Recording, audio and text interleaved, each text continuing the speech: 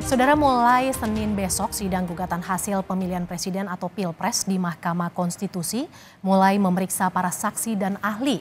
Salah satu yang diminta dua pihak penggugat di mahkamah adalah mendatangkan 4 menteri termasuk Risma dan Sri Mulyani.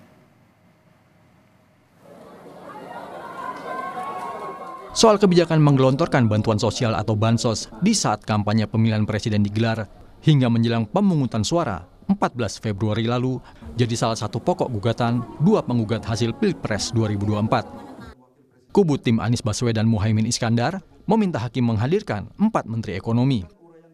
Di antaranya Menteri Sosial Tri Risma Harini dan Menteri Keuangan Sri Mulyani.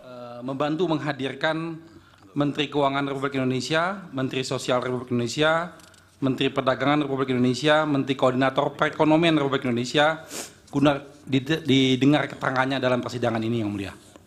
Terima kasih, Yang Mulia. Ya, nanti kami bahas itu. 4 menteri ya. 4 menteri, Yang Mulia, betul.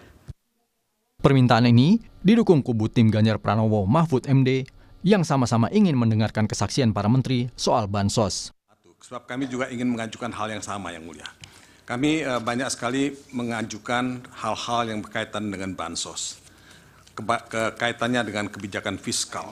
Maka kami juga ingin mengajukan permohonan yang sama, tapi karena sudah diajukan oleh pemohon 1, kami mendukung apa yang disampaikan oleh pemohon 1. Tapi kubu Prabowo Subianto, Gibran Rakabuming Raka yang ditetapkan Komisi Pemilihan Umum sebagai presiden dan wakil presiden terpilih meminta hakim menolak kedua kubu lawan politik Prabowo itu. Maka mungkin sebaiknya itu tidak diperlukan. Kedua, bahwa perlu juga dipertimbangkan relevansi daripada kehadiran daripada Pak Menteri tersebut untuk perkara ini.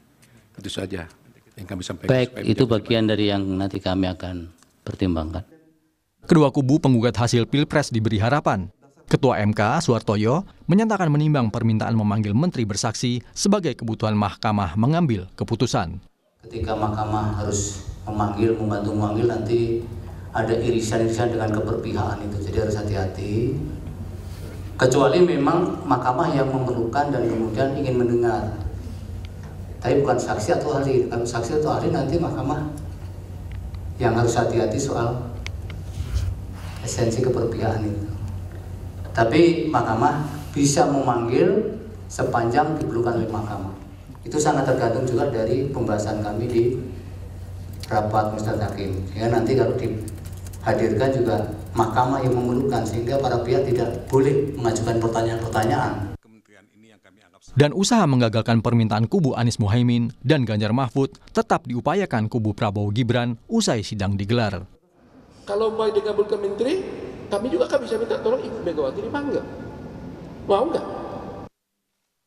Tentang Risma jadi saksi di MK, Sekretaris Jenderal PDI Perjuangan Hasto Kristianto mendukung. Risma adalah kader PDIP yang jadi mensos sejak 2021. Oh tentu, seluruh kader dari PDI Perjuangan siap menjadi saksi sekiranya diperlukan, termasuk Ibu Tri Risma hari ini. Tidak mungkin para menteri bergerak tanpa arahan dari Presiden. Sehingga abuse of power itu dimulai dari ketika Mahkamah Konstitusi yang seharusnya netral, tidak boleh diintervensi oleh lembaga eksekutif termasuk Presiden, ternyata bisa diintervensi dan terbukti ada keputusan dari MK. Apakah MK bakal memanggil para menteri?